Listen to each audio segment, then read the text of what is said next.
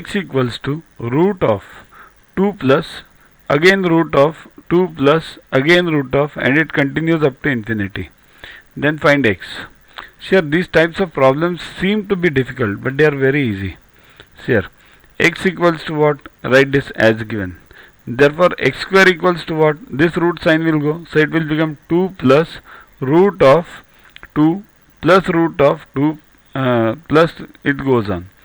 Now, understand one logic. What is this? Root of 2 plus root of 2 plus blah blah blah blah. This is again x, because you don't know where the infinity stops.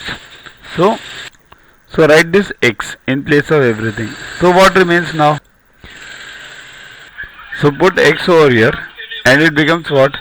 X square minus, bring everything on this side, x square minus x minus 2 equals to 0. Now this is a simple quadratic equation.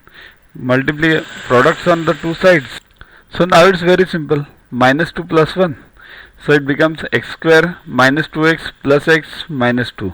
How did this minus 2 and plus 1 come? Minus 2 into plus 1 is minus 2, and minus 2 plus 1 is minus 1. That's what the basic factorization method is. So again go for it. X into x minus 2 into x minus 2 over here, and here plus 1. So x minus 1 into x plus 1 into x minus 2 equals to 0. X equals to minus 1 or x equals to 2.